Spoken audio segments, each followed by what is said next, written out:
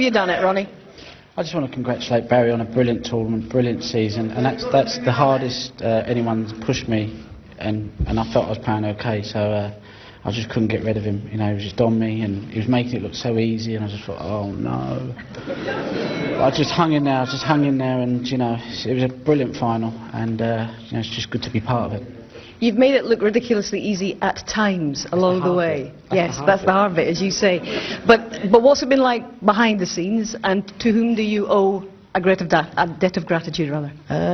Obviously, you know, just to Steve Peters has kind of been with me all the way. You know, I don't think I would have won back-to-back world titles if I wouldn't have worked with him, because obviously 17 days is a long time, and everyone knows with me I'm up and down like a whore's jaws.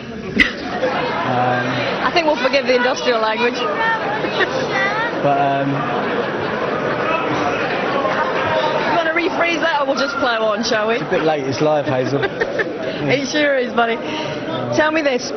When you first committed to defending this title 8 weeks ago, honestly, what did you expect? I didn't know what to expect to be, really. I didn't come here with any... my main motive wasn't to come here and win. It was just I was so kind of bored, sitting on the sidelines, nothing going on, and I just thought, you know, I could do with something to just keep me busy for the next 6 weeks preparing for the World. That's my honest thing. And then obviously coming here, I like Sheffield, I love the tournament, I love being at the Crucible, and so, you know, it's filled a good nice gap of 8 weeks, and I've got to keep busy now, and otherwise I'll, you know, could implode. But no, listen, it's been great, you know, just to get something back in my life. Well, I don't know whether we should say, is it a date, same place, same time next year, or will we see you a couple of times in between? You know, listen, I've had a great time. I've enjoyed every moment, you know, and I love playing.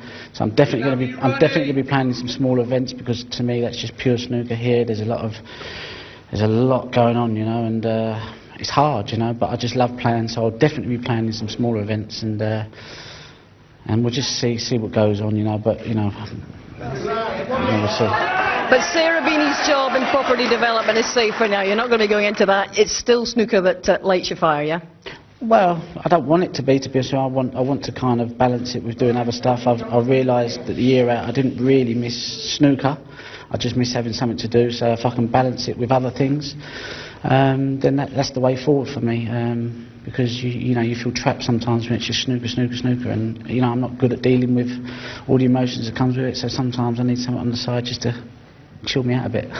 This is quite a wonderful achievement. It's not just a great achievement in snooker, it's a great achievement in any sport, any place, any time. You're champion once again for a 5th time. The Rocket, Ronnie O'Sullivan.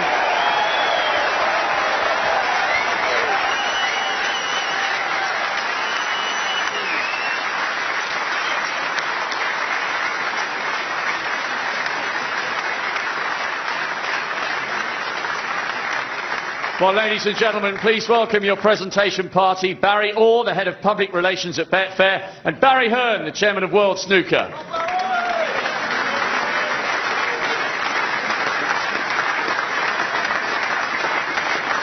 Ladies and gentlemen, your runner-up, receiving a cheque for £125,000 and the silver medal.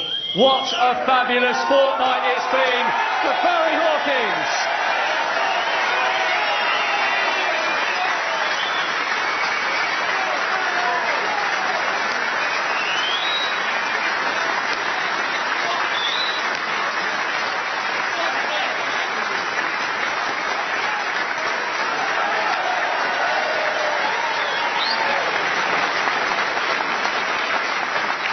The winner, receiving a cheque for £250,000, the trophy and the title, 2013 Betfair World Snooker Champion, the Rocket, Ronnie O'Sullivan.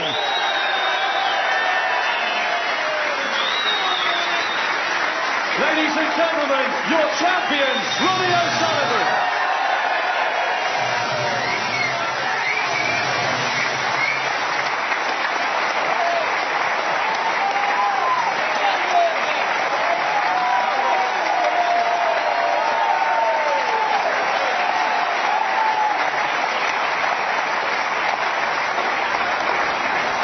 Well, Stephen, John, still with me. These are now familiar scenes. Ronnie's done it again, back-to-back world titles. And how much further ahead than the rest was he over the last 17 days, Steve?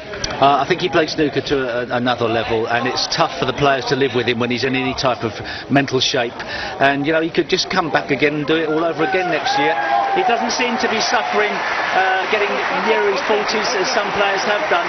A fantastic performance, never really challenged, to be quite honest, by anybody. People got nearly close, he just pulled away again.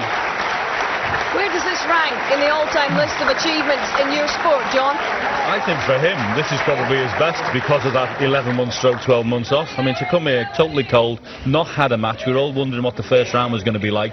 He got through that and he got stronger on it. He played one session against Stuart Bingham that was from the gods. If you get a chance to watch that, go on your iPlayer, pick it up and have a look. That is the benchmark for everybody to play snooker. Indeed. I was going to ask you about everyone else. What do they do now? A man's just walked in after 11 months and walked away with the title. What do the other top players in the game do now? How do they strategise things? The top player in the game at the moment can only play the standard they can play at. But somewhere is a 12-year-old kid who's watching, who at some stage in the future may even take the game to another level. I know it's hard to believe, and it may be a long, long time before, a bit like Bob Beamon's long jump record. But actually, somewhere down the line, somebody will be inspired enough to put in the hours of practice. Who knows where that's going to be? John, what do you feel the others have to do now? Can they catch this man when he's in this kind of form anytime? Well, if he's in this kind of form, there's a big question mark. But listen, we've got a lot of talented players out there. Your Selbys, your Robertsons, all these people. When they're at the best, they can give this fella a game. Don't make no mistake about that. The trouble is, when he's at his best, he's another level to every one of them. Yeah, indeed. See, John, it's been an absolutely amazing championship. There's been so many twists and turns along the way, but there's one story that's dominated, and it's the story that we have here tonight. In your mind, Steve, you said it would take a superhuman effort to beat him, and he's proved that he's certainly human, all right. He's told us that he cracked up on a couple of occasions almost along the way, but he's been so focused, so determined this time. Yeah, I think he's shown great temperament, stronger temperament than we've ever seen before, and a side to his game that people doubted he ever had. But he's shown the ability, when pushed under pressure, to completely hold himself together, like no other player has, to be quite honest. Okay, gentlemen, it's been fascinating. It's been great. I think it's time we took the long rest, the three of us. Thank you very much for your company the last 17 days, and indeed thank you very much for yours. Well, it started out as Mission Impossible, but the rocket, for him, it's mission accomplished. From us all here in Sheffield. Good night.